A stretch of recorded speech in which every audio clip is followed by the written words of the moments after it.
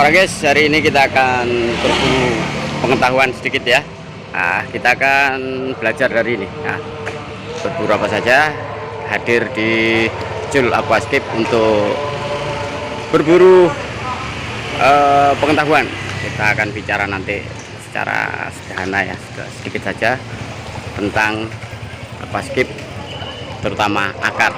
Dan kita akan bicara fokus pada akar saja, dan kita akan ketemu dengan Mas Fadil, seorang aquascaper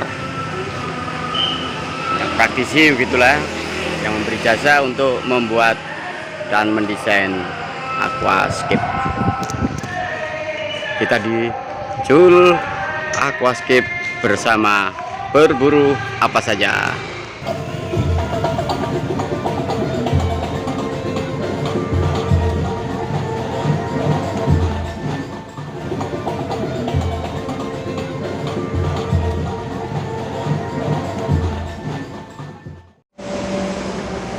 Oke teman-teman, para guys yang dirahmati Tuhan, di rumah atau dimanapun, kita batasi pembicaraan kita kali ini dengan Mas Fadil mengenai akar saja teman-teman ya. Kita nggak bicara yang lain-lain, kita hanya bicara syarat-syarat akar untuk bisa dijadikan ornamen di aquascape. Bagaimana Mas Fadil? Syarat-syarat yang dibutuhkan untuk dianggap atau dibuat menjadi ornamen di aquascape. Ya sebenarnya bisa aja semua kayu, tapi yang terpenting itu yang nggak ngeluarin kambium atau getah atau resin itu, karena itu berpengaruh sama ekosistem di air, mempengaruhi kesehatan ikan sama tanaman. Nah, yang dibutuhkan untuk di aquascape itu yang pertama itu ya kayu-kayu keras, soalnya biar nggak lapuk. Kalau gitu. lapuk itu kan mengotori ekosistem di air. Jadi itu berpengaruh pada ekosistem di dalam akuarium. Oh gitu. Awalnya bisa dicoba-coba kayu yang direndam, jangan dimasukkan di dalam ekosistem ikan. Kalau masih keluar tanin atau kuning atau bergetah, itu berarti masih belum bisa untuk dijadikan kayu di akuarium, soalnya berpengaruh pada kesehatan ikan. Nah, yang contohnya kayak gini-gini, ini kayu keras, namanya ini kalau di aquascape itu kayu rasa mala. Oh, jenis rasa mala. Nah, biasanya yang dipakai jenis rasa mala. Yang biasa di pasaran itu rasa mala. Terus ada kayu kesirem. Ini oh, kesirem. Iya ya. Nah, ini kita bicara jenis kayunya. Para guys ya. Contoh-contohnya. Terus ada lagi yang lagi tren itu namanya kayu sentigi. Oh, sentigi. Ya, yang biasa dibuat bonsai biasanya. Itu juga bagus, punya nilai juga itu. Soalnya itu seratnya itu bagus. Terus teksturnya itu keras. Terus kalau dibuat akuarium atau ornamen di dalam akuarium itu tahan lama. Gitu. Oh, gitu. Itu juga teksturnya kalau udah masuk dalam air, terus teksturnya itu keluar, itu bagus, keluar dari serat-seratnya. Kalau ini kan kalau dalam air masih kelihatan polos, kalau sentigi itu seratnya kelihatan. Oke, kalau begitu saya juga pernah nemu kayu atau akar dari pohon kenitu. Pohon kenitu. Pohon kenitu tuh keras sekali dan ada seratnya yang muncul, itu bagus sekali itu. Nah, itu bisa dicoba dulu, direndam di air, kalau keluar tanin sama kambiumnya itu masih belum.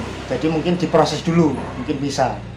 Nah, dikeringin dulu, terus sampai berapa hari, minggu atau bulan ya, sampai keluar itu. Terus habis itu kan udah mati, kayu mati. Terus coba direndam, masih kalau keluar tanin atau perubahan air dalam rendaman itu kuning atau putih, itu berarti masih keluar kambium sama taninnya, itu masih belum bisa dibuat. Oh gitu, jadi perlu treatment. Perlu treatment. Yang pernah saya treatment itu nyoba itu kayu kopi. Oh, kayu kopi. Kayu kopi itu keras atau akar kopi, tapi ya gitu, dia hitam di air. Nah, prosesnya gitu, dikeringkan dulu, terus direndam sampai berapa bulan atau digodok. Oh, digodok. Direbus. Iya, direbus ya. Untuk ngeluarin kambium sama taninnya. Nah setelah itu coba direndam di air yang jernih. Kalau masih keluar rebus lagi sampai itu keluar tanin sama kambiumnya, baru mungkin bisa dia. Itu seratnya juga bagus kalau kayu kopi. Nah, kalau misalnya yang direndam sama baking soda gimana? Kalau baking soda kayaknya untuk ngeluar kan ngeresep gitu di kayu. Saya belum pernah coba, tapi khawatirnya itu nanti kalau udah meresep di kayu, terus waktu direndam di ekosistem yang ada ikan sama tanamannya, itu berpengaruh sama ekosistemnya. Soda itunya. Oh, sodanya ya. Ya mungkin bisa dicoba dulu. Coba bagaimana pengaruhnya di ikan yang murah atau ikan di sungai cendol itu kalau berpengaruh dan itu mati kayaknya kurang bagus itu metodenya untuk. Oh gitu. Bisa dikasih contoh sebagai pembanding ini yang bagus dari sisi bentuk, terus ini terlalu lembek. Nah, ini contohnya ya, ini kan tadi kayu rasa mala sama kesirem. Nah, ini juga kayu rasa mala. Oke. Nah, ini kan kelihatan ini seratnya. Nah ini kalau kerendam ini udah beberapa hari masuk air, ya warnanya gini. Nah kalau belum masuk air warnanya masih gini. Bedanya ini sama-sama kesirem tapi beda kan warnanya. Lebih keluar seratnya kalau di dalam. Nah, terus kalau kayu-kayu contohnya yang lapuk, yang kurang bagus, tapi bentuknya bagus. Bentuknya oke nih ya. Bentuknya oke nih. Punya tekstur sama bentuk yang unik ini. Tapi sayangnya ini masih lapuk. Kalau di dalam air ini lapuk, nanti kotor, ngotori filter gitu. Tapi kan bisa diakali dengan dipotong, diambil yang nggak lapuk kan begitu. Yang lapuk bisa. Bisa ini bisa keras, dipotong. Ya, jadi diambil yang ini aja. Ya. Gitu. Kalau yang lapuk-lapuk ini dikhawatirkan nanti mengotori ekosistem dalam air. Ya. Bentuknya bagus-bagus kayak gini. Nah, bentuknya gini, terus gini. Ini namanya kayak bentuk itu natural di alam. Gitu. Oke. Ini bagus. Atau bisa dibentuk ini dibuat di paludarium. Oh, jadi paludarium. Setengah air, setengah darat. Tapi ini yang di daratnya. Oke. Bisa juga ini, karena bentuknya udah bagus ya, kan eman ya kalau dibuang ya. Nah ini bisa diakali, misal dibuat di paludarium. Jadi ini yang di daratnya, tapi kita akali dengan kita semprot dengan itu spray yang clear. Oh gitu, dilapisi. Ya. Biasanya kan kayu-kayu itu ada pernis buat biar nggak dirayap gitu ya. Kalau ini biar keluar teksturnya tetap, terus bentuknya juga tetap, terus kulit luarnya itu tetap keras, pakai spray yang clear. Oh gitu, oke. Cat semprot itu ya. Cat semprot yang clear, yang bening gitu. Jadi kalau untuk paludarium kulitnya nggak perlu dibuang ini? Kulitnya nggak perlu dibuang bisa. Kan ngeluarin tekstur kulitnya ini.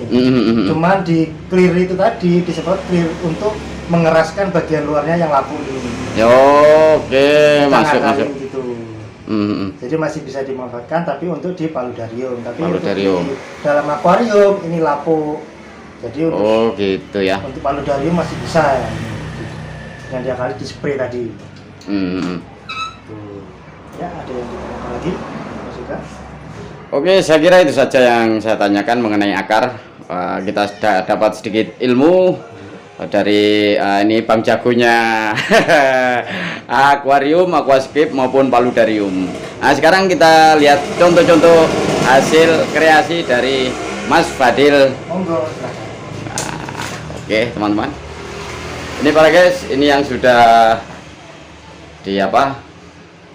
dikreasi dan dikombin dengan batu ini. Kapan-kapan kita bicara lagi mengenai batu yang bisa dibuat untuk aquascape, paludarium maupun akuarium. Ada jenis lain nggak selain paludarium, aquascape maupun akuarium? Banyak sebenarnya, ada vivarium. Oh, vivarium. Nah, saya baru dengar vivarium itu. Vivarium itu lagi tren juga. Jadi nggak pakai air, dia cuma pakai ruangan yang lembab gitu. Oh gitu. Terus hewan pengisinya apa? Biasanya orang-orang itu pakai kadal gitu. Oh pakai gitu. Ular, bisa reptil-reptilan. Oh gitu. Apa namanya tadi? Vivarium. Oh vivarium. Oh ini semua adalah hasil kreasi dari Mas Fadil, para guys. Nah, ini Oh, ini. itu masih setengah jadi. Oh, setengah jadi nih. Ya. Jadi mempermudah untuk setting kaca depannya itu udah dipasang dulu. Oh, gitu. Nanti kalau udah selesai, sudah siap 100%, kacanya dipasang ya. Ya. Oke. Yang sudah ada ikannya sebelah mana? Di toko samping. Oke. Kita ke ruang sebelah para guys. Untuk melihat Nah, yang sudah oke nih. Mantap. tentunya. Ada tumbuhannya juga ya. Nanti kita belajar tumbuhannya juga para guys ya. Nanti kita berburu ya, berburu apa saja, mungkin kita akan ketemu tumbuh-tumbuhannya ini. Mantap. Nah, ini namanya aquascape. Nah, ini aquascape. Nah, tanamannya juga hidup. Mm-hmm. Ya, jadi komben aquascape itu seni menata tanaman sama ornamen batu, kayu menjadi suatu Oke. seni.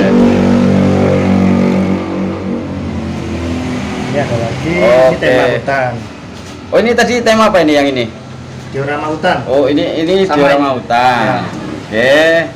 Ini Ini juga sama diorama hutan. bukan panorama hutan. Diorama kalau Oh, kita- diorama. Oh, di dunia aquascape namanya diorama. Jadi meniru apa kayak di alam. Oh, gitu. Jenis ikannya apa ini? Gapi ini? Ini bukan, kalau yang biru ini namanya neon. Oh, neon. Neon tetra sama neon kardinal. Kalau yang ini Yang zebra. Kayak ikan Dan- mas ini. Ya.